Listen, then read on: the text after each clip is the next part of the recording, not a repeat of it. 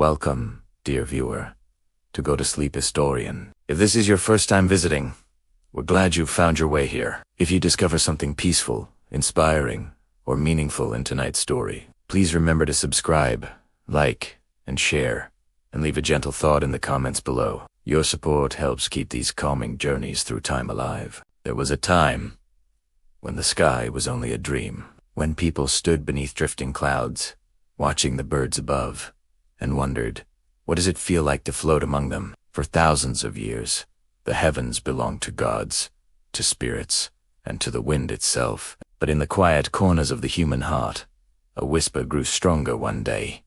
We will rise too. There was a moment when humanity looked up and dared to ask, what if we could fly? Before engines, before airports, there were only fragile dreams, drawn on scraps of paper, and hearts brave enough to chase the clouds. From the myths of Icarus to the wings of the Wright brothers, our story is one of courage, wonder, and quiet determination. Tonight, we rise with them through wind, silence, and sky. Tonight, we follow that whisper. From ancient dreams of flight to the first trembling wings that carried humanity upward through clouds, silence, and courage. This is the story of early flights and cloud journeys of dreamers who left the ground, and of the gentle bravery it took to touch the sky in fragile machines of wood and cloth. So, find your quiet place. Let your thoughts settle like feathers in the evening air, and allow your imagination to lift softly with each breath. Together, we'll drift through the stories of those who dared to rise, and glide through moments that changed the way the world looked forever. And when our journey through the skies gently lands at its end, one full hour of calm, relaxing music will follow, a peaceful descent to guide you into deep and dream-filled sleep. So, close your eyes, dear viewer. Let the sound of history and the hush of wind carry you away. Our story begins with the dream of flight. For as long as humanity has looked to the skies, the dream of flight has lingered like a quiet promise. Long before engines or wings of wood and canvas, people stood beneath drifting clouds and watched birds vanish into the distance, wondering what freedom must feel like above the earth. The open sky seemed infinite, unreachable, and yet irresistibly close. It became a symbol of everything humans longed for: freedom, escape, and transcendence. In the ancient world, this desire was not seen as invention, but as myth. In Greece, the story of Daedalus and Icarus told of a father and son who crafted wings from feathers and wax. They soared high into the sunlight, breaking the boundaries of human limitation. But Icarus, carried away by the joy of his own flight, rose too close to the sun, and his wings melted. He fell to the sea, a reminder that dreams of flight could bring both glory and ruin. For centuries, the tale stood as a warning against human ambition. Yet deep within, it also kept the dream alive. Humanity had tasted the idea of flight, even if only in story. In other corners of the ancient world, flight appeared again and again in art and legend. In China, long before Europe's myths were written, inventors crafted kites that danced in the air. Some with simple toys, while others carried messages or measured the wind. The idea that something man-made could rise and float inspired wonder. Over time, the kite became more than a decoration.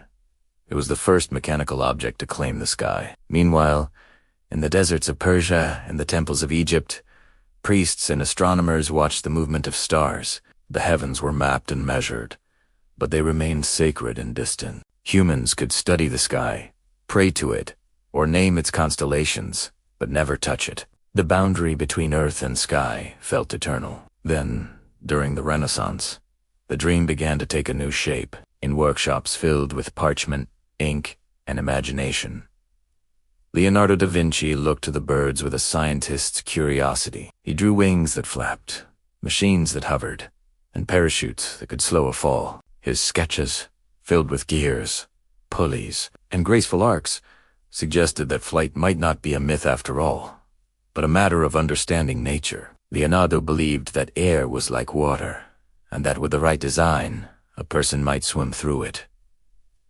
None of Leonardo's machines ever flew, yet his notebooks, filled with patient sketches and restless ideas, carried a new kind of faith. not in gods, but in human possibility. His designs were centuries ahead of his time, but they marked a turning point.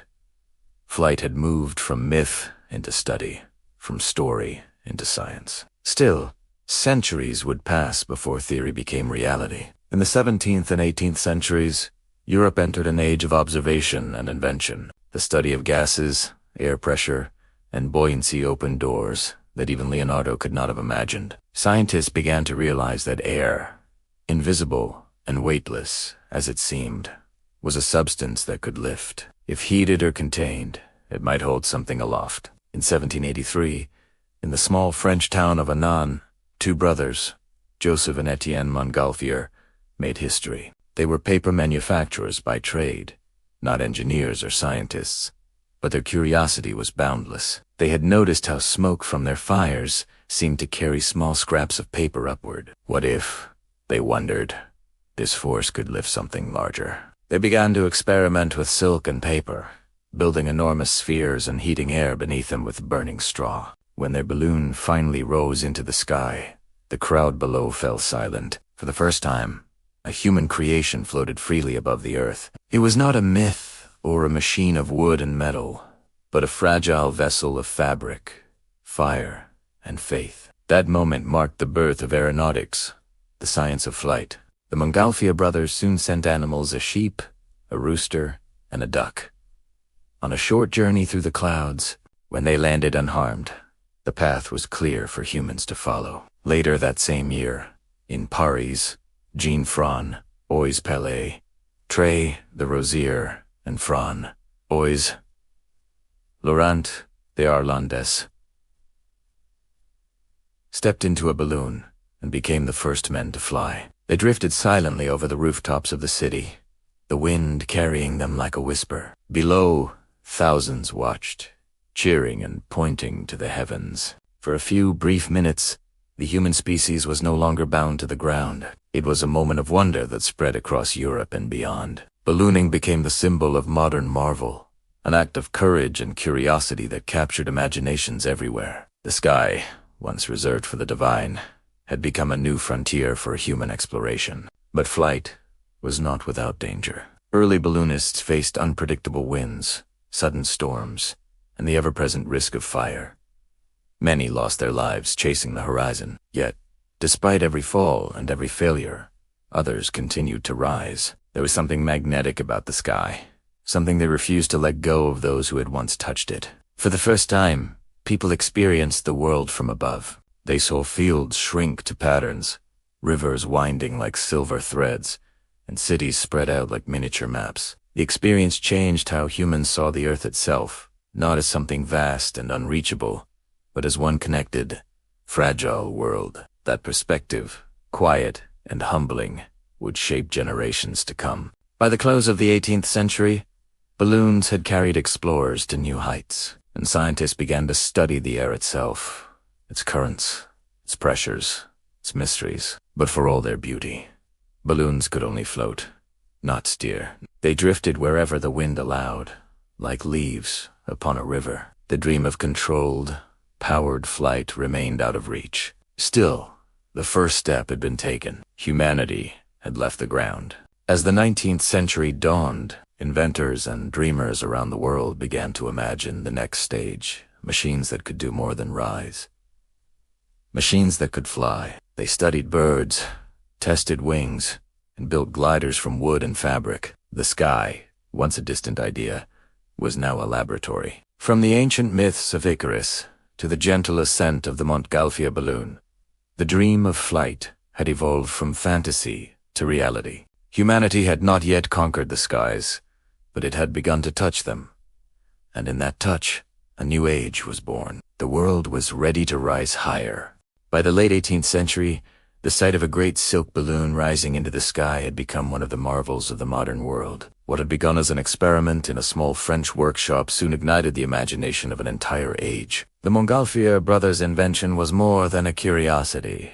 It was proof that human ingenuity could breach the ancient divide between earth and sky. For centuries, people had watched birds and envied their effortless motion. Now, for the first time, a man-made creation drifted among them. The early years of ballooning were filled with equal parts wonder and uncertainty. No one fully understood the forces at work in the air. Scientists debated whether the atmosphere could support a man for long, or whether high altitudes might contain deadly vapors. Yet despite the risks, daring souls volunteered to ascend. They were not trained pilots. Such a term did not yet exist, but a mix of showmen, scientists, and adventurers whose courage seemed almost dreamlike. Paris became the beating heart of this new phenomenon. From the open spaces of the Champ de Mars, crowds gathered to watch the elegant ascent of each balloon. The spectators came dressed in their finest clothes, hats tilted against the wind, faces lifted to the heavens. They spoke in whispers as flames roared beneath the silk, filling the sphere above with hot air until it trembled like a living thing. Then, with a final release, the ropes were cut. The balloon rose slowly at first, swaying gently, before catching the wind and gliding upward into the blue. A murmur spread through the crowd, part prayer, part disbelief, as they watched it shrink to a colored dot among the clouds. For those inside the basket, the experience was beyond words. Balloonists wrote of the strange silence that filled the sky, the feeling of floating in another world. The ground, they said, did not fall away. It simply softened and blurred. Trees became tiny patterns, rivers turned to ribbons of silver, and the noise of human life faded into nothing. The air was colder, thinner, and filled with a kind of peace no one had known before. One of the earliest and most celebrated of these pioneers was Jean-Pierre Blanchard, a French inventor who dedicated his life to perfecting the art of aerial travel. Blanchard dreamed not merely of rising, but of navigating, of steering his balloon like a ship through the sky. He added wings, rudders, and oars to his designs, hoping to control the invisible currents of wind. Though his contraptions rarely worked as intended, he refused to give up. His flights drew enormous crowds across Europe, and his demonstrations inspired a new generation of inventors to take to the air. In 1785, Blanchard and an American companion, Joan Jeffries, achieved the daring milestone. They crossed the English Channel in a hydrogen balloon. The journey was perilous. Midway across, the balloon began to lose altitude, and the two men were forced to throw out nearly all of their supplies, even their coats, to stay aloft.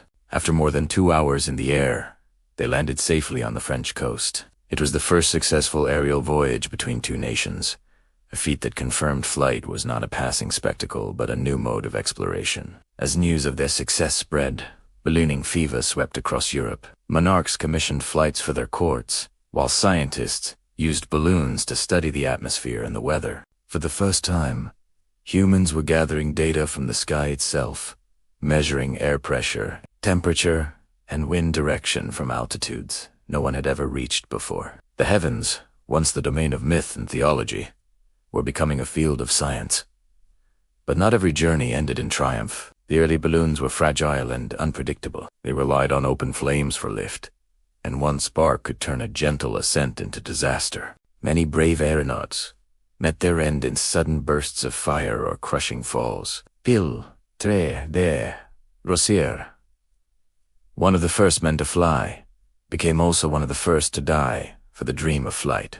In 1785, while attempting to cross the channel in a hybrid balloon filled with both hot air and hydrogen, his craft exploded in midair. He fell from the sky, his name forever tied to both the glory and tragedy of the new age. Still, the dangers did little to slow humanity's fascination. Balloons became symbols of adventure and progress, appearing in paintings, poems, and even political gatherings. During the French Revolution, they were used as instruments of national pride. The French military saw potential in aerial observation, and in 1794, the Corps d'Aérostiers was formed, the world's first military balloon unit. Their tethered balloons were used to observe enemy movements during battle, marking the first time the sky had served a strategic purpose in warfare. Throughout the 19th century, balloons continued to evolve. Lighter materials, stronger envelopes, and improved gas systems allowed longer and higher flights. Scientists such as Jacques-Charles refined hydrogen balloons,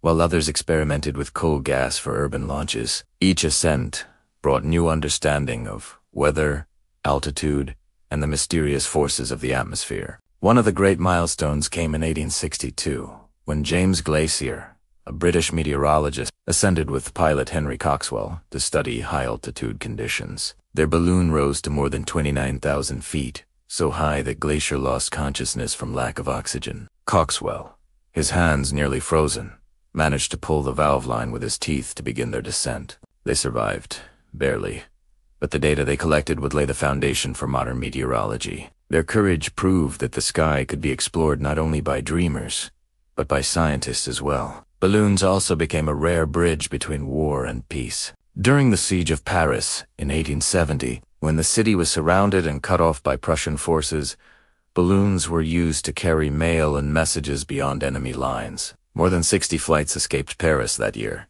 carrying letters, newspapers, and even passengers. The sky had become a messenger of hope, silent, unreachable, and free. As the century turned, ballooning was no longer a novelty but a respected craft. Aeronauts learned to read the wind like sailors read the sea. They could predict direction, altitude, and even duration with growing accuracy. Balloons had opened a new dimension of human experience.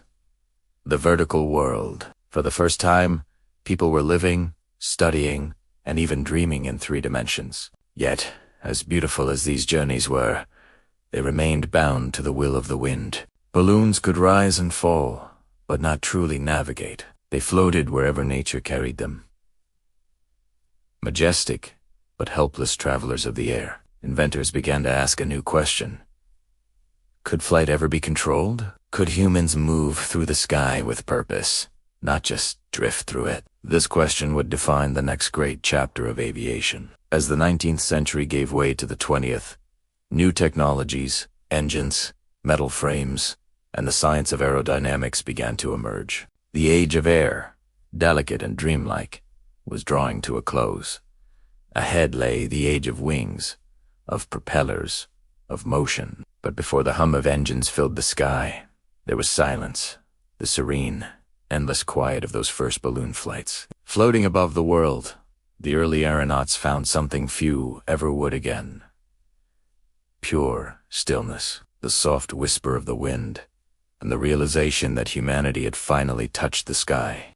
By the early decades of the 19th century, the age of ballooning had evolved from novelty to discipline. What began as spectacle had become an occupation for a rare kind of person, one who combined scientific curiosity with unshakable nerve. These early aeronauts were neither soldiers nor explorers in the traditional sense. They were pioneers of a new frontier, one that existed not across oceans or continents, but above them. To take to the sky in those fragile vessels required more than skill. It demanded a particular courage, a calm, steady bravery born, not of recklessness, but of faith in the unseen. A balloon flight, even under the best conditions, was a test of patience and composure. Once the ropes were loosed and the earth began to fall away, control was surrendered to the invisible hand of the wind. The aeronaut could not steer in the modern sense. He could only rise or descend, adjusting the flame to catch a current, and trust the air to guide his course. Every launch was an act of surrender, and every landing an uncertain promise. Yet for those who dared, the reward was incomparable. The world from above, quiet and vast, a sight that few others would ever know. One of the most remarkable among them was Sophie Blanchard, widow of the French balloonist Jean-Pierre Blanchard. After her husband's death, Sophie continued his work alone, becoming the first woman to make a living as a professional aeronaut. She was slight and nervous by nature, terrified of horses and loud crowds, yet utterly fearless in the air. Her tiny figure became a familiar sight over Paris, rising at dusk in a small silver balloon. Spectators described her as serene, almost otherworldly, floating above the city lights with quiet grace. Sophie performed dozens of flights, often using fireworks to illuminate the night sky, an innovation both beautiful and dangerous.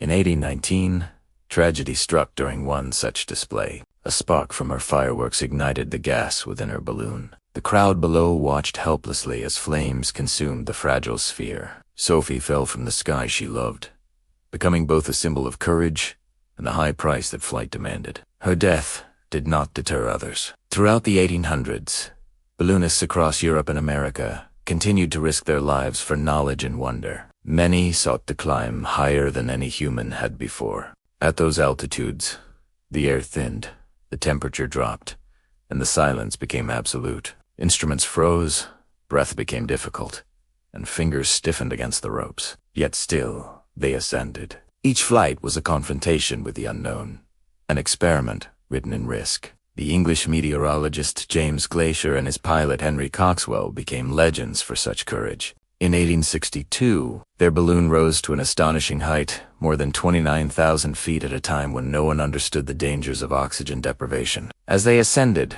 Glaisher's instruments recorded the falling temperature and pressure, but soon his vision blurred. His body grew numb, and he lost consciousness. Coxwell's hands froze so badly he could no longer grasp the control valve. Using only his teeth, he managed to pull the release cord, venting gas and saving them from drifting into the stratosphere. They landed barely alive, but their data transformed meteorology and gave science its first clear look into the upper atmosphere. Others pursued daring feats of distance. Charles Green, an English aeronaut, became famous for long-range flights, mastering coal gas as a cheaper alternative to hydrogen. In 1836, he piloted the Royal Vauxhall balloon from London to Weilburg, Germany, a journey of nearly 500 miles. For 18 hours, Green and his passengers drifted over towns, forests, and rivers, navigating only by observation and intuition. It was the longest flight of its age and proof that balloons could travel across nations, even continents. In America, ballooning took on new purposes. During the American Civil War, balloons were used for reconnaissance, giving armies a vantage point unseen in previous warfare. The Union Army Balloon Corps, led by Thaddeus Lowe, sent observers high above battlefields to map enemy movements. Suspended in baskets 1,000 feet up, these men faced winds that could snap ropes and bullets that occasionally reached their fragile vessels. Yet they continued, recording what they saw with calm precision. Their reports changed the way battles were fought, marking the beginning of aerial intelligence. Courage was not always found in grand expeditions. Sometimes it appeared in quieter, more personal flights. In small towns and fields across Europe, lone balloonists tested their craft with little more than hope and rope. They repaired torn silk by candlelight, studied wind charts scrawled in notebooks, and launched whenever weather allowed. Many flew not for fame or profit, but for the indescribable peace that came from rising into the open sky. They spoke of the gentle hum of air against the fabric, the slow rotation of the world beneath, and the stillness that seemed to erase all worries of the ground. But for all its serenity, the sky remained unpredictable. Sudden gusts could twist a balloon without warning. Rain could weigh down fabric, turning a graceful ascent into a dangerous descent. In winter, frost could stiffen ropes until they snapped. There were no radios, no navigation systems, and no rescue teams. When trouble struck, the aeronaut was alone, suspended between earth and heaven, relying only on instinct and courage. Among the most haunting stories was that of Salomon August André, a Swedish engineer who dreamed of reaching the North Pole by balloon. In 1897, he and 2 companions launched from Svalbard in the Eagle, hoping the winds would carry them over the Arctic. They disappeared into the fog and were not seen again for more than 30 years. When their remains were finally found on White Island in 1930, their journals told of a dignified struggle against nature, a final testament to the spirit of exploration that had driven humanity skyward. Such stories remind us that the early aeronauts were not simply inventors or performers. They were explorers of a new element, a space neither of land nor sea, where the ordinary laws of movement and safety no longer applied. Their courage lay not only in facing danger, but in embracing uncertainty. They ascended without knowing where they would land, trusting their craft in the wind to return them to the world below. By the dawn of the 20th century, ballooning had charted the sky's first pathways. Scientists had measured its heights, armies had used its vantage, and countless adventurers had tested its moods. Yet, for all their achievements, the aeronauts knew that their control was limited. The dream of true flight, directed, powered, sustained, still lay beyond reach. But without their courage, that next step would never have come. Their stories form the bridge between imagination and invention. They proved that humans could live, even briefly, among the clouds. And in their quiet bravery, they prepared the world for the moment when flight would no longer depend on the mercy of the wind. In the silence of their ascents, In the soft creak of wicker baskets and the hiss of flames, they left a legacy of calm determination, a spirit that would soon carry another kind of machine into the sky. The age of the balloon had shown what was possible. Now, the age of the wing was waiting to begin. As the 19th century unfolded, balloonists had already proven that the sky was reachable, but not yet conquerable. They could ascend, but not direct. They could float, but not fly. For true mastery of the air, something more was needed: motion, control, and lift. The age of drifting would have to give way to the age of wings. Throughout Europe and America, inventors began to turn from balloons to a new dream: machines that could sustain flight through their own power.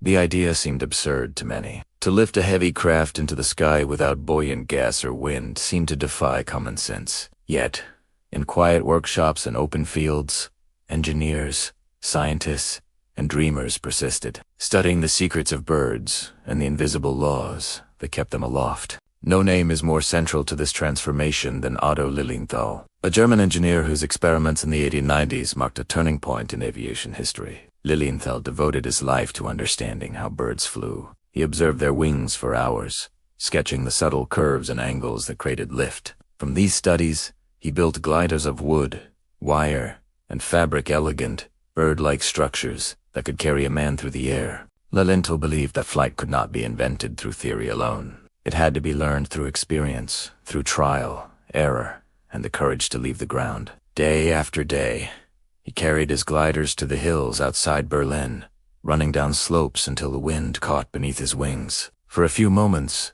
he would glide gracefully over the earth, controlling his balance by shifting his body weight. Onlookers gathered to watch the quiet man who had taught himself to fly. He made over 2,000 flights in his lifetime, meticulously recording data from each one. His work revealed the importance of wing curvature, lift, and stability, principles that remain fundamental to aviation today. But his pursuit was not without danger. In 1896, during one of his tests, Lilienthal's glider stalled and crashed. He died the following day, his final words said to be, "Sacrifices must be made."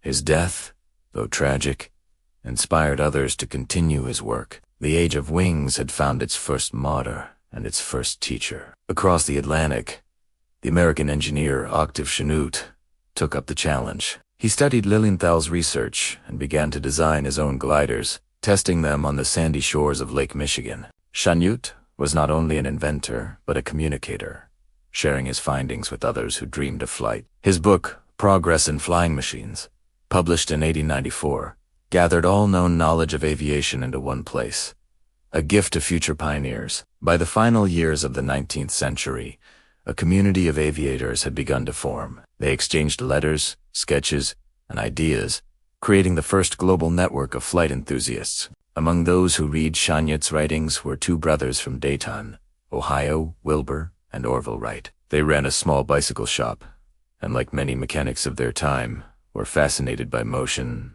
balance, and control. What set them apart was patience. The Wrights approached flight not as spectacle but as engineering, testing every part of their designs with careful precision. They studied bird wings, just as Lilienthal had, and built small wind tunnels to test how air flowed over different shapes. Their goal was not just to fly, but to control flight, to make it stable, repeatable, and safe. They invented a system of wing warping, twisting the wingtips to control roll, much like birds do. T's insight, combined with their lightweight engine and propeller design, brought them closer than anyone before to solving the problem of powered flight. In the fall of 1903, the brothers arrived at Kitty Hawk, a remote stretch of sand dunes in North Carolina. The wind there was steady and the ground soft, perfect for testing. They assembled their fragile machine, the Wright Flyer, made of spruce wood, fabric, and wire. It weighed just over 600 pounds and looked more like a delicate kite than an aircraft. On the morning of December 17, 1903, the world changed quietly, with Orville at the controls and Wilbur running beside. The Flyer lifted from the sand and stayed aloft for 12 seconds, covering 120 feet. It was a brief moment, shorter than a modern jet takes to leave the runway, but it marked the first time in history that a powered, heavier-than-air machine carried a human in sustained, controlled flight. There was no crowd, no celebration. Only a few witnesses saw it happen. Yet that fragile rise signaled the dawn of modern aviation. Humanity had finally achieved what centuries of dreamers had imagined. The Wrights would make 3 more flights that day, each longer than the last. When they packed their machine and returned home, they carried with them not only the proof of flight, but the method, the knowledge of how to build and control it. Their success was not widely believed at first. Many newspapers ignored the event or dismissed it as an exaggeration. But those who visited Dayton and saw the brothers' demonstrations understood immediately. The world had crossed a threshold. The sky was no longer a mystery to be entered only by balloon or accident. It was a realm that could be reached by design. Within a few short years, others began to follow. In France, Alberto Santos Dumont, a Brazilian-born inventor living in Paris, built small, powered aircraft of his own. In 1906, his 14B biplane took flight in front of hundreds of witnesses, confirming to Europe what the Wrights had already shown America. The age of wings had truly begun, not as fantasy, but as fact. As the new century opened, the world's imagination shifted skyward once again. Airfields began to appear. Crowds gathered to watch daring pilots rise into the air, and newspapers printed stories of flying men. What had once been myth and then marvel was now a growing science. The dream of Icarus had survived the fall, but it was not only invention that defined this new age. It was courage. Each test flight demanded the same quiet bravery that had guided the balloonists before. Engines sputtered, wings broke, and crashes were frequent. Every takeoff carried the possibility of failure, yet the pilots climbed aboard, adjusted their goggles, and trusted their craft. In the soft hum of the Wright Flyer's engine, in the rustle of wind through Lalinto's gliders, the world heard the same ancient question repeated once more. What lies beyond the clouds? And though the answer was still unfolding, humanity had taken its first true step toward finding out. The age of wings had begun not with thunder or triumph, but with a whisper of wind over sand, and the steady heartbeat of 2 brothers who believed that the sky was within reach. The winter air of 1903 at Kitty Hawk carried the smell of salt and cold sand. The dunes stretched endlessly. The sea roared nearby, and gulls drifted overhead as though mocking the men below who wished to join them. Wilbur and Orville Wright had spent years preparing for this moment. Years of sketches, failures, calculations, and wind tunnel tests. Every bolt and brace of their fragile machine reflected a lesson learned through patience and persistence. Their flyer was an unlikely creation, a delicate lattice of spruce wood and muslin, stitched by hand and balanced like the wings of a bird. It looked too fragile to support a man, let alone defy gravity. Yet, hidden in its design was the product of genius. Control surfaces that could twist and bend, a lightweight engine of their own making, and a propeller system more efficient than any design before. On that December morning, the brothers faced biting wind and uncertainty. There were no reporters, no cheering crowd, only 5 local witnesses who had come to help and watch. They flipped a coin to decide who would fly first. Orbi-Luon. At 10:35 a.m., he lay flat on his stomach across the lower wing, his hands on the levers that would control the craft. Wilbur steadied the wingtips, ran alongside, and released the flyer into the gusting air. The machine moved uncertainly along the wooden rail, lifted, wavered, and then, to the amazement of all, held its course. For 12 seconds, Orville Wright became the first human to sustain powered, controlled flight in a heavier-than-air machine. It was a short flight by distance, only 120 feet, but an immense leap in human history. 3 more flights followed that day. On the final attempt, Wilbur stayed aloft for nearly a full minute, traveling 852 feet through the icy wind. When the craft finally touched down, damaged by a sudden gust, both brothers laughed with disbelief. They had done it.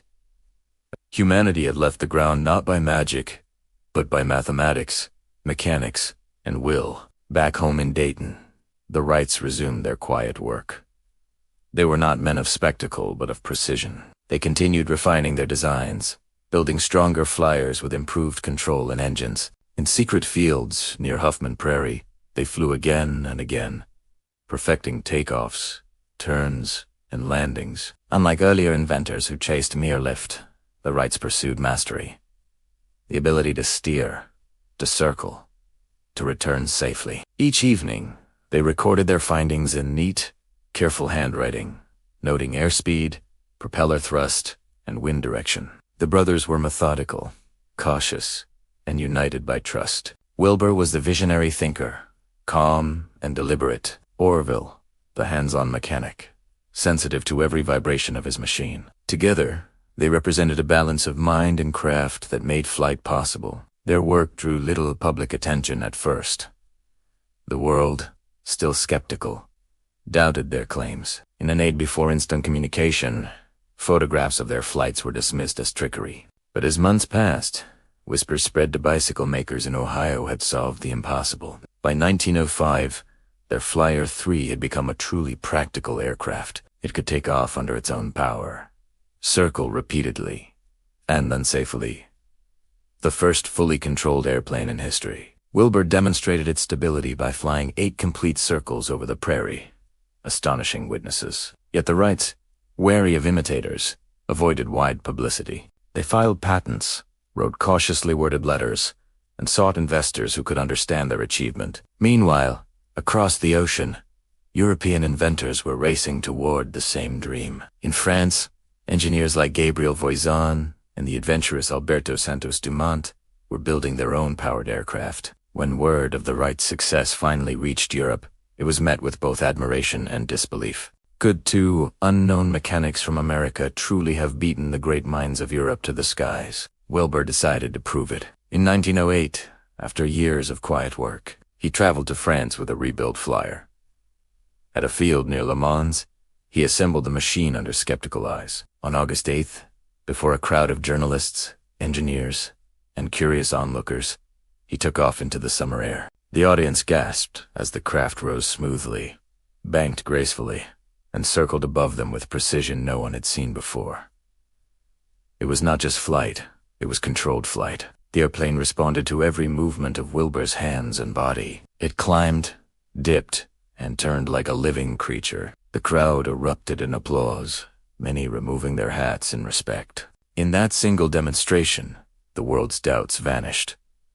The Wright brothers had indeed unlocked the sky. Their success transformed aviation from curiosity to competition. Inventors rushed to design their own machines, and nations began to imagine the strategic value of air power. The Wrights continued to refine their aircraft and to train others. They founded the Wright Company in 1909, producing airplanes for governments and private buyers. Tragically, Wilbur's brilliant career was short. He died of typhoid fever in 1912 at the age of 45, leaving Orville to carry their legacy alone. But their names had already entered history, spoken with reverence by aviators across the world. Their machines, once fragile contraptions of wood and fabric, had become symbols of human triumph. Yet beneath the fame, their story remained one of quiet perseverance. There were no grand laboratories, no royal sponsorships, no armies of assistants. Just 2 brothers and a small workshop, guided by curiosity and a shared belief that flight was not fantasy, but physics, waiting to be understood. In the years that followed, their inventions spread swiftly. Pilots took to the skies in growing numbers. Airfields appeared near cities. Newspapers began printing daily reports of aerial contests. The age of flight, born in silence on a windy beach, was now becoming a spectacle that captivated millions. But amid all the excitement, one simple truth endured.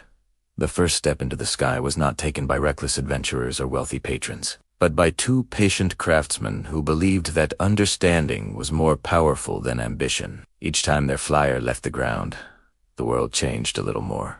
Humanity's feet was still on Earth, but its imagination and its destiny now drifted among the clouds. And as the sun set on that first decade of powered flight, the world looked upward, sensing that the true story of aviation had only just begun. The skies were open, the boundaries unmarked, and the next chapter of human progress was waiting to be written in the wind.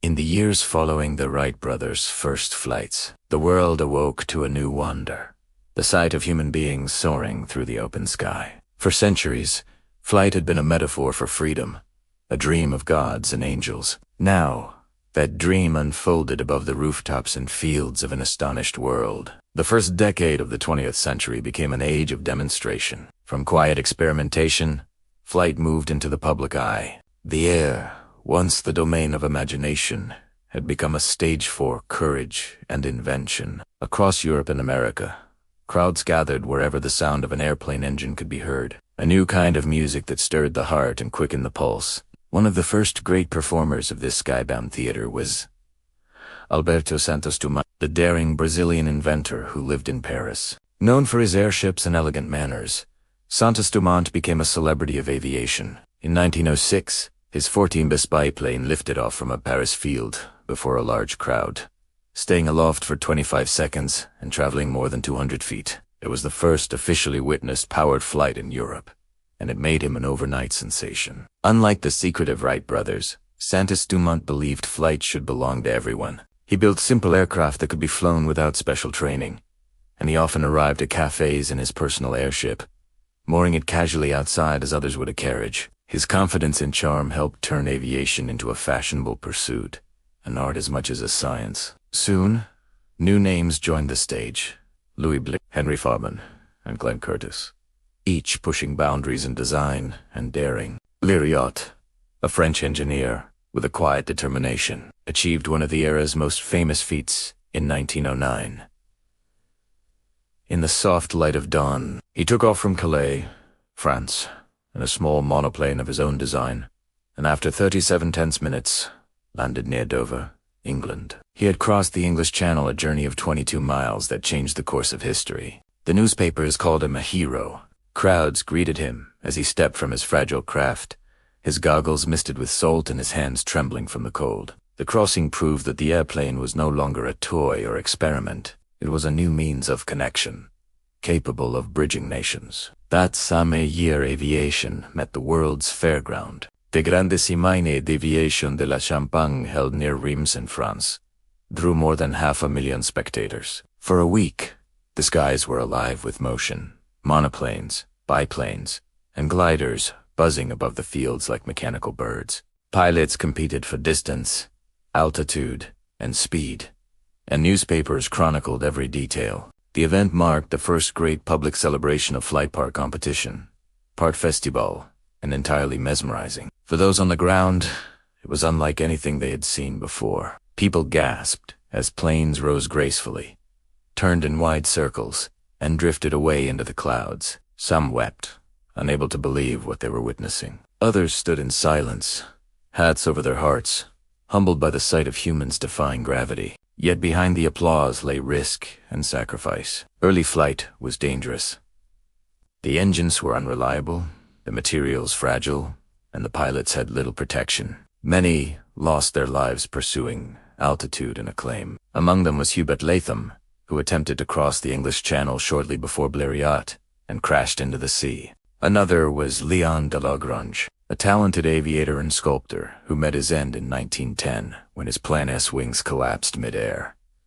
Despite the dangers, the number of pilots grew. Aviation schools opened, teaching brave men and a few pioneering women to control these delicate machines. One such woman was Romane de la Roche, a French actress turned aviator. In 1910, she became the first woman in the world to earn a pilot's license. She flew with poise and courage, inspiring others to follow her into the sky. For many, flight represented not only adventure, but transformation. It promised to shrink the world, to make distance less daunting and horizons less fixed. The first air routes were imagined, connecting cities and continents in ways that once took weeks by sea. Governments took notice, recognizing both the promise and the peril of the new invention. Military observers watched with interest, seeing in these fragile wings the potential for reconnaissance, and perhaps, one day, for war. Yet for now, in those early years, flight remained something pure, a blend of artistry and exploration. Each flight was a performance,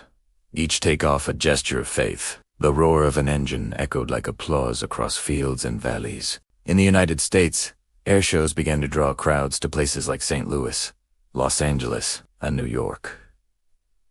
Pilots performed daring loops and dives, racing each other or tracing heart shapes in the air. Glenn Curtiss, once a rival of the Wrights, became America's most celebrated flyer, demonstrating his aircraft before thousands. His showmanship, combined with technical skill, helped ignite America's aviation fever. Children built toy airplanes from sticks and cloth. Poets compared pilots to angels. Painters began to include airplanes in their landscapes, tiny silhouettes gliding above the world.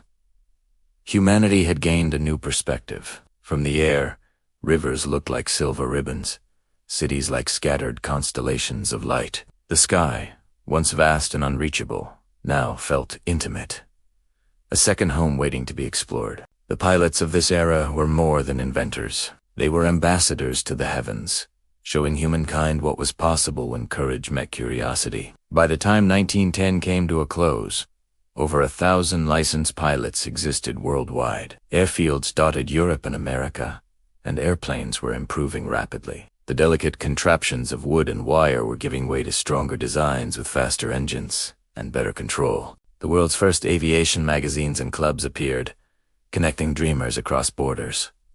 But with progress came competition. Each new altitude record, each distance flown, each daring stunt was headline news. Aviation had become a spectacle, thrilling, dangerous, and deeply human. The sound of engines filled the dawn, a mechanical hymn to invention. For those who stood below, looking upward, the sky no longer seemed distant. It was alive with movement, a stage where courage danced upon the wind. And though no one could yet predict what would come next, one truth had become clear. Mankind would never again be content to stay on the ground. The age of wonder had taken flight, and every soaring machine carried within it the heartbeat of a new century. The sky was no longer the limit. It was the beginning. When the world descended into war in the summer of 1914, the airplane was barely a decade old. It was still fragile, uncertain, and in many ways experimental. Yet as nations prepared for the vast conflict that would come to be known as the Great War, they looked upward and saw in these delicate machines a new frontier, and the skies a field of battle. At first, the role of aircraft seemed modest. Pilots were sent aloft not to fight, but to observe. From the air, they could map enemy trenches, locate artillery, and track the movements of troops. In those early months, airplanes served as the eyes of the army, gliding silently above the chaos below. The men who flew them were called air scouts, and their missions required extraordinary courage. Their planes were open to the wind, the engines unreliable, the altitudes bitterly cold. Two pilots of 1914 had little protection beyond leather jackets and thick scarves. They carried maps, cameras, and sometimes pistols, not as weapons of war, but as reassurance against capture should they be forced down behind enemy lines. In those first encounters, pilots who met in the sky often waved to one another before returning to their respective sides. The air, it seemed, was still too pure a realm for hostility. But as the months turned into years, the war on the ground grew more desperate, and the sky began to change. Commanders realized that whoever controlled the air could control the flow of battle below. Observation planes became targets, and soon, engineers began to mount light machine guns to defend them. The first aerial duels were awkward and brief, pistols fired across open cockpits, rifles balanced on knees. Yet each encounter taught new lessons. By 1915, purpose-built fighter planes emerged. They were still made of wood and canvas, their engines producing barely 100 horsepower, but they were fast and agile. One innovation transformed the art of combat in the sky: the synchronization gear, a mechanism that allowed pilots to fire their machine guns through the spinning propeller without striking the blades. The air war, once a gentleman's observation post, had become something far more lethal. Amid this transformation, a new kind of hero appeared: the flying ace. These were pilots whose skill and daring captured the imagination of both soldiers and civilians. They were celebrated not as destroyers, but as knights of the air, fighting duels high above the mud and blood of the trenches. Names like Manfred von Richthofen, the Red Baron, Albert Ball, and René Funk became legends. Their painted aircraft streaked across the clouds like banners of old, each color an insignia, a personal signature of valor. To those on the ground, their exploits offered a strange kind of beauty amid the ruin. Battles on Earth were fought in mud and shadow, but in the skies, combat seemed almost abstract. Machines weaving through sunlight and cloud, engines roaring like distant thunder. Painters and poets began to describe the air war as a new form of chivalry, where courage and skill could still exist, untouched by the brutality below. Yet, for the men who flew, the reality was far from romantic. Their aircraft were fragile, the engines unreliable, and the odds of survival slim. Many of the great aces perished before reaching their mid-20s.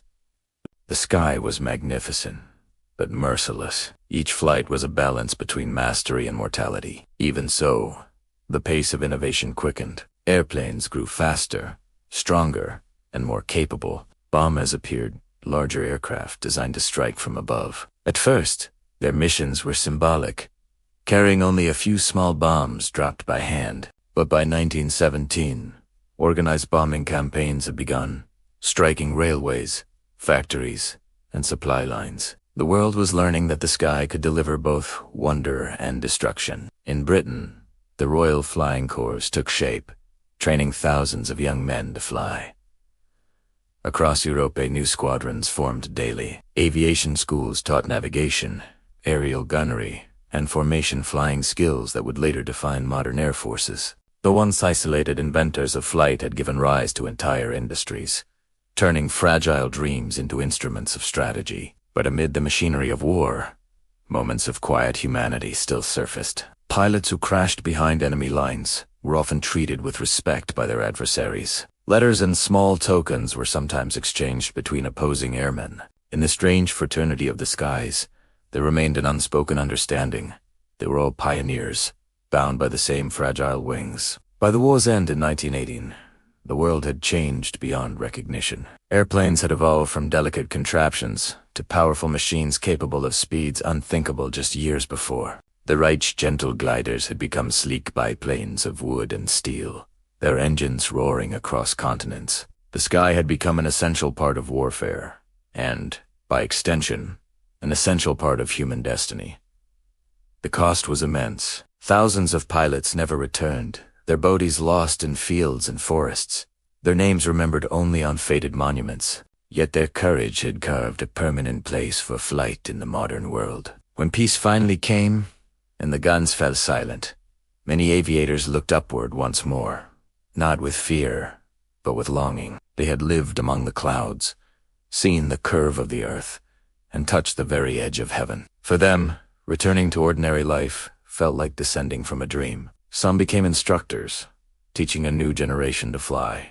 Others joined the growing world of civil aviation, carrying mail and passengers across distances that once seemed impossible. The airplane, born in peace and tested in war, had proven its worth. And though the sky had been a battleground, it was also a promise, a space where human skill, imagination, and bravery could lift the world beyond its limits. As the 1920s dawned, the engines of war quieted, replaced by the hum of exploration. Pilots now spoke not of enemies, but of records to be broken, oceans to be crossed, and horizons to be discovered. Out of the smoke of battle rose the next age of flight, one defined not by conflict, but by courage. The war had shown the power of the air, but peace would show its beauty. And in that moment between eras, as the last soldiers returned home and the first commercial pilots took to the skies, the world realized that it could never again live without the whisper of wings above. When the guns of the Great War finally fell silent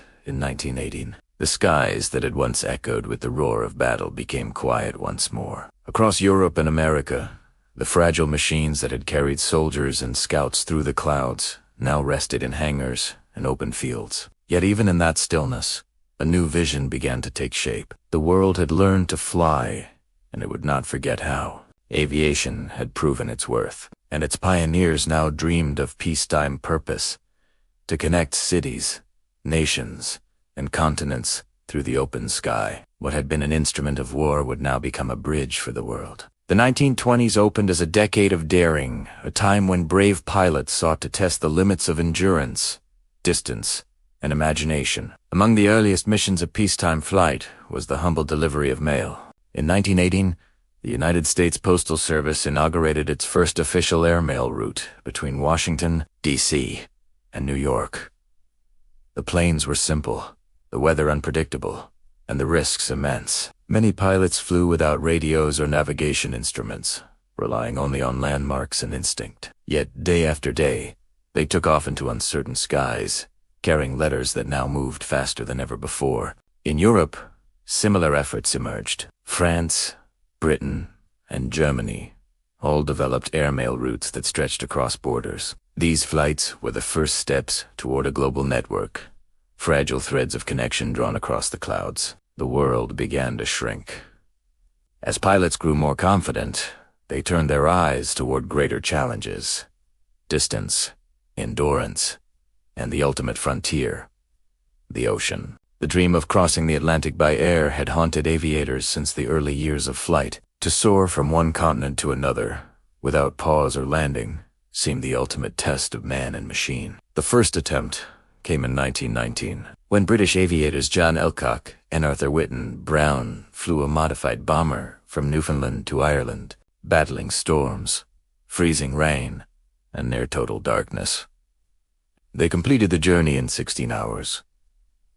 The first non-stop transatlantic flight in history. When they landed in a bog outside Clifton, their plane nose down but intact, they had achieved the impossible.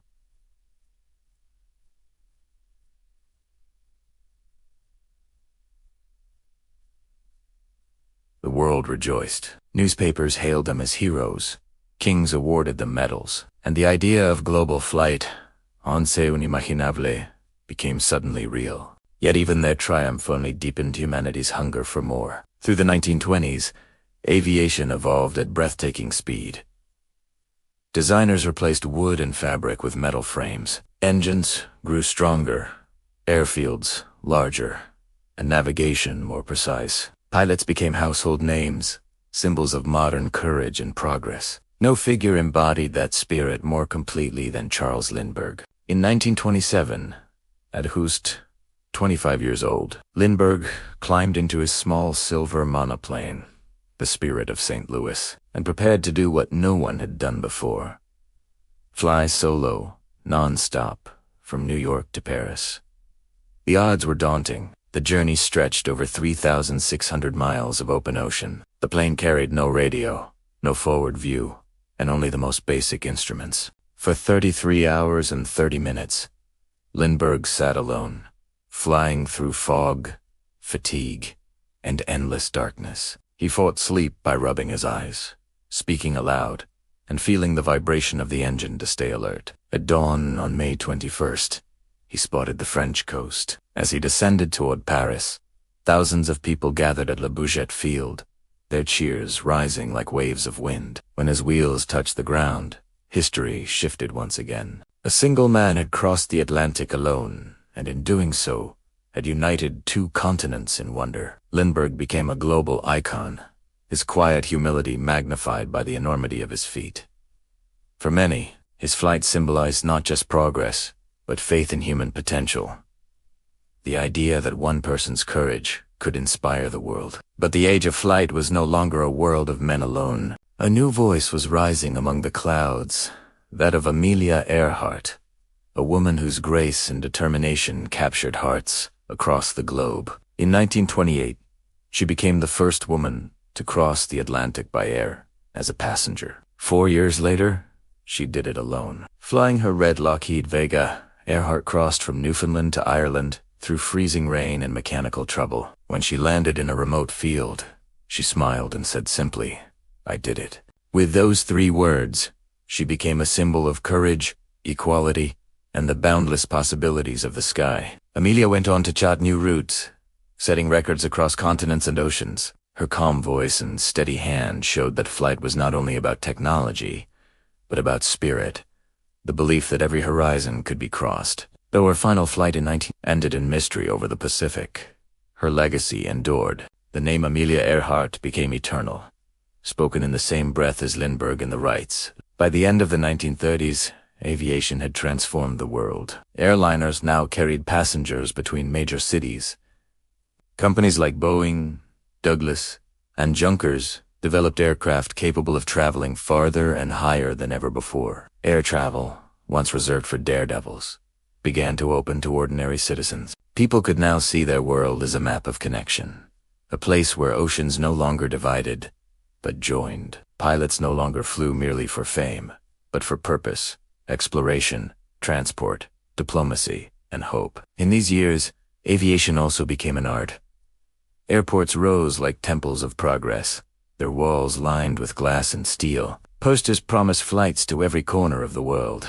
Pilots wore crisp uniforms, their caps gleaming under sunlight, symbols of a new profession built upon bravery and precision. Yet for all the glamour of progress, the heart of flight remained unchanged. Each takeoff still carried the same fragile promise that had lifted the Wrights from Kitty Hawk. A promise of trust between humanity and the wind. Every journey through the clouds was a quiet miracle, every landing a moment of grace. By the eve of the Second World War, the airplane had become not just a machine, but a metaphor for progress, unity, and ambition. It had crossed mountains, deserts, and oceans. It had turned the impossible into the everyday. And as people stood on airfields at dusk, watching silver wings glide against the setting sun, they felt something deeper than pride. They felt gratitude for those who had dared to dream, who had risked everything to lift the world a little higher.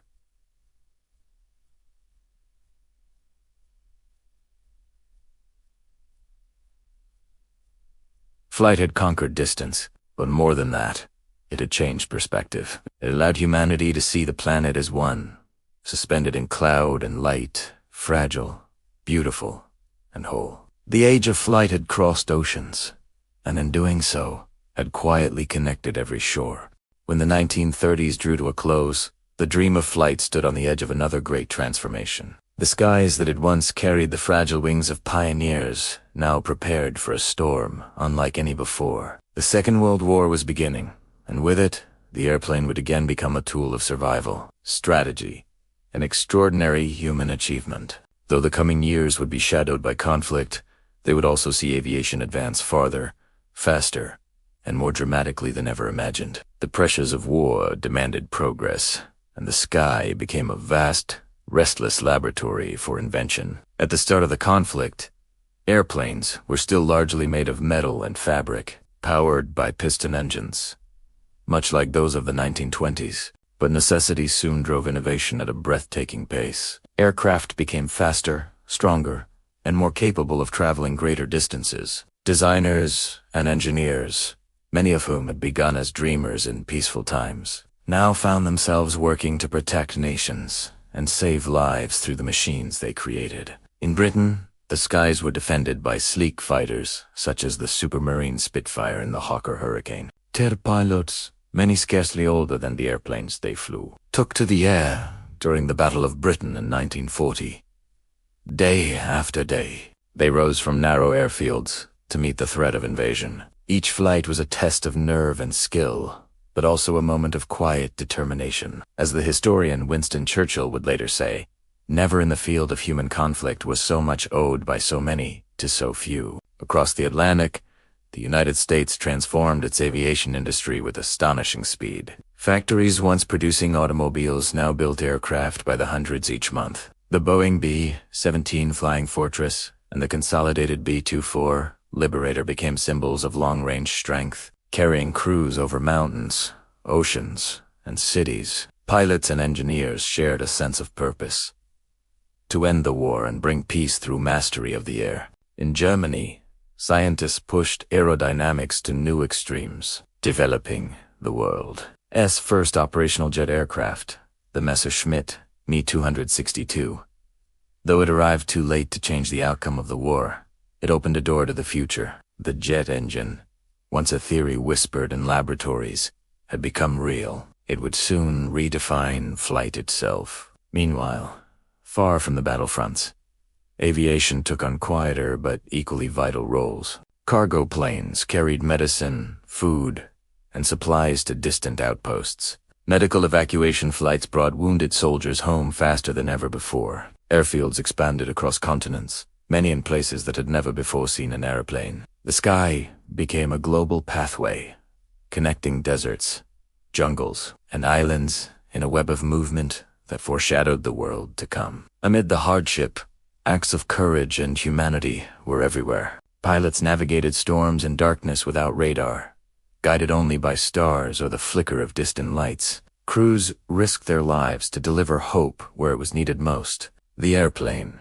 though born in conflict, often carried compassion. In 1944, as the war neared its final chapters, engineers on both sides of the Atlantic began experimenting with a new concept: the jet-powered future. The British introduced the Gloucester Meteor, while American engineers studied prototypes that would lead to the Belloc series aircraft that would later break the sound barrier. The speed of innovation seemed to mirror humanity's desire to escape the weight of war. When peace finally returned in 1945, the world looked to the skies with mixed emotions. The airplane had been both savior and destroyer, a tool of connection and conflict. But from its shadows emerged a vision of renewal. The same technology that had carried bombs could now carry hope. In the years immediately following the war, surplus military aircraft were converted for civil use. Transport planes that once carried supplies now ferried passengers between cities. Former airfields became the foundations for commercial airports,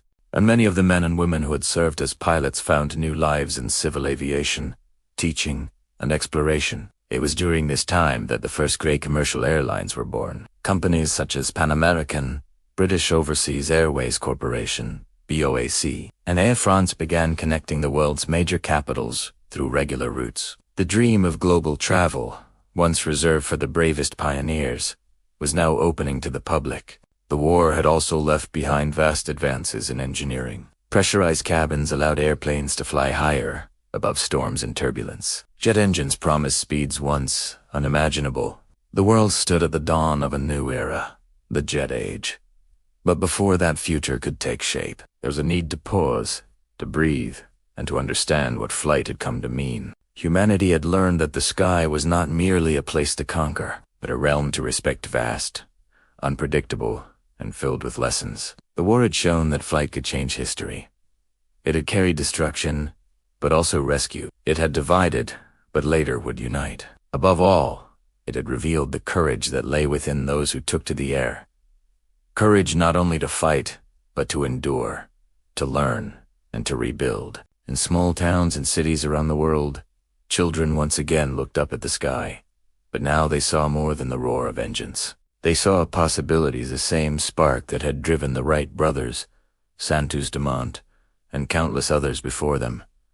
They saw a sky ready to be peaceful again. Museums began to collect the airplanes that had shaped history, preserving them not as machines of war, but as symbols of progress. Pilots gathered to share their stories of camaraderie, of loss, and of the quiet moments above the clouds where everything below seemed small and distant. And so, out of conflict, aviation was reborn. The war had ended, but flight had only just begun. In the calm that followed, engineers, dreamers, and explorers turned their thoughts once more to peace. What if airplanes could bring nations together instead of driving them apart? What if the sky could be not a battlefield, but a bridge, one that linked every shore with understanding? Those questions would soon guide the next generation of pioneers. Their dreams would lift the world into a new chapter of discovery, one where the jet engine would replace the propeller, and the planet itself would become a network of airborne paths.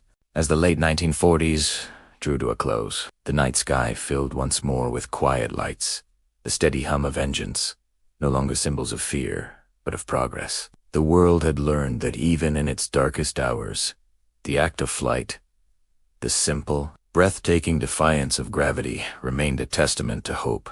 When the engines of war finally fell silent, the world turned its gaze upward once more. Not with fear, but with anticipation. The airplane, that restless invention born of wood, wire, and dream, now stood ready to serve a different purpose. No longer a weapon, it became a symbol of peace, progress, and possibility. The years that followed the Second World War marked the beginning of a new chapter in humanity's relationship with the sky, the jet age. By the early 1950s, the steady hum of piston engines began to fade, replaced by the smooth, powerful roar of the jet turbine. These new engines could carry aircraft faster and higher than any design before them. The world was shrinking once again, not through conquest, but through connection. In 1952, the British de Havilland Comet became the first commercial jet airliner to take passengers across continents. Sleek and silver, it glided through the upper atmosphere at speeds that had once seemed impossible. Though early versions faced tragic design failures, they paved the way for the aircraft that would soon define the modern era. The Boeing 707, the Douglas DC-28, and the Caravelle. When the first jetliners took off, entire nations paused to watch. The sound was unlike anything before. A deep, steady thunder that promised a new world. Passengers could now cross oceans in mere hours, dining above the clouds and watching the curvature of the earth through their windows. For the first time, flight was not an adventure for the few but a pathway for the many. Air travel quickly became a symbol of modernity. Cities built vast, new airports, glowing with glass and steel, their runways stretching out like silver ribbons toward the horizon. Airlines competed not only in speed but in elegance. Uniforms were designed with care, cabins filled with art and comfort, and flight attendants became ambassadors of a global age. The world's geography was quietly rewritten. A journey that once took days by ship could now be completed between sunrise and sunset. Families separated by oceans could reunite, and business, culture, and ideas moved freely across continents. For the first time in history, the planet felt within reach, and humanity began to think of itself as one connected whole. Yet, even as commercial aviation soared, new frontiers beckoned. The same jet engines that carried passengers also powered military aircraft capable of breaking speed records. In 1947, Chuck Yeager, piloting the Bell X-1, became the first person to break the sound barrier, a feat once thought impossible. The shockwave of that flight rippled not just through the air but through imagination itself. The dream of flight was expanding beyond the atmosphere. Scientists and engineers began to ask, if we can conquer the sky, could we also touch the stars? By the late 1950s, the world entered the space age. The launch of Sputnik by the Soviet Union in 1957 marked the beginning of a new race, not across oceans or continents, but into the infinite above. Airplanes and rockets, once separate dreams, now shared a lineage. Every flight that had come before, from the Wright brothers to Lindbergh to the Spitfire, had been a step toward this moment. For the men and women who had grown up watching early airplanes rise into the clouds, the sight of a rocket leaving Earth's atmosphere was both familiar and surreal. Humanity had not only mastered the sky, it had begun to transcend it. Still, for most people, the joy of flight remained closer to home. In the quiet moments of takeoff and landing, the feeling of weightlessness. As the earth fell away below, the airplane became part of daily life. In Liberty City, the sky was streaked with contrails, delicate white lines that marked invisible paths between nations. In the 1960s and 70s, jetliners grew larger, faster, and more efficient. The Boeing 747, affectionately called the Jumbo Jet, became a marvel of engineering, capable of carrying hundreds of passengers across the world without stopping. Its arrival transformed travel, tourism, and trade. Airports became gateways to adventure, and the airplane itself became a symbol of human unity. Meanwhile, new designs continued to test the boundaries of speed and elegance. The Concorde, a joint creation of Britain and France, appeared in 1969. A sleek white dart that could cross the Atlantic in just over 3 hours. It flew higher than any other commercial airliner, often above 55,000 feet, where the sky turned deep blue and the curvature of Earth was visible. Passengers aboard the Concorde experienced what only astronauts and dreamers had known before: the sin silence where air becomes sky. Though the Concorde served only a select few, its existence proved a point that had echoed since the dawn of flight, that the human desire to reach higher, faster, and farther was endless. As decades passed, flight became safer, more sustainable, and more deeply woven into human existence. Air traffic grew into a global web. Thousands of airplanes in motion at any given moment, each carrying stories, hopes, and quiet dreams. The world below seemed smaller, yet more connected than ever. And yet, despite all the progress, something timeless remained. The same wonder that once filled the hearts of those watching the Wright brothers still lingers in every passenger gazing out a window at night, seeing the faint lights of cities far below, floating among clouds that glow beneath the moon. By the 21st century, technology had advanced far beyond the imagination of early pioneers. Computers guided aircraft through invisible highways in the sky. Satellites mapped every route, and cockpits became calm spaces of quiet precision. Yet, at its heart, flight still depended on the same fragile faith, the trust that a machine could hold a dream, that wings could lift both body and spirit. And as the modern era looks toward sustainable aviation, electric flight, and even commercial space travel, it becomes clear that the journey that began at Kitty Hawk has never truly ended. It continues each time an airplane rises into the morning air, or a child presses their face to a window, watching clouds drift by with that same eternal question: what lies beyond? For more than a century, flight has been both science and story, a fusion of precision and poetry. It has carried people to safety, to opportunity, and to wonder. It has reshaped the world, made strangers into neighbors, and turned distance into a fleeting illusion. And though humanity may now touch the edge of space, the heart of aviation still beats in the same rhythm. The sound of wind against wing, the lift of courage against gravity, the simple, breathtaking act of leaving the earth and trusting the sky. Flight began as a dream whispered beneath the stars. Today, it remains a dream fulfilled and still unfolding, one journey at a time. And now, dear listener, our journey through the clouds gently comes to rest. From the trembling wings at Kitty Hawk to the thunder of jet engines high above the earth, we have drifted across more than a century of dreams. We have met those who dared to look upward and saw not a limit, but an invitation.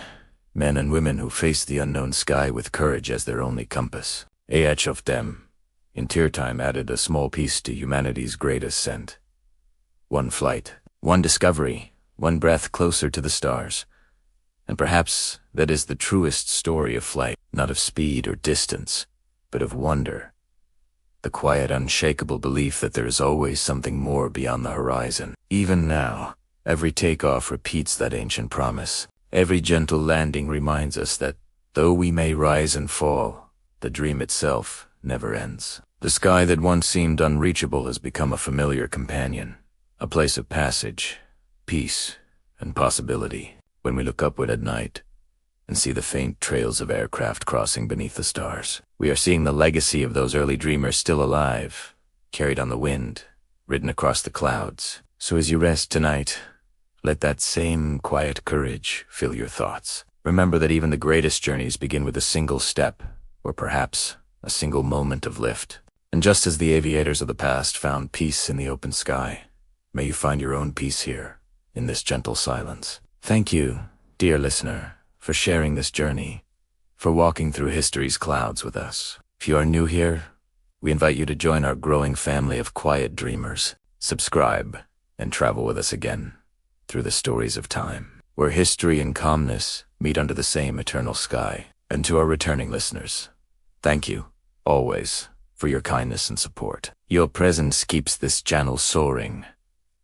Now, it is time to rest your thoughts. Let the story fade softly into the wind, and allow your mind to drift among the clouds that once carried the first brave hearts of flight. Take a slow breath in, and exhale the day as a way to Hawaii. You have journeyed through invention, courage, an endless sky. And now, your destination is peace. So close your eyes, and let the sound of music carry you where dreams have wings. May the sky be calm above you, and the earth gentle beneath your rest. Good night, traveler of the air and time. And now, enjoy one full hour of relaxing, soothing music as you glide into deep, unbroken sleep.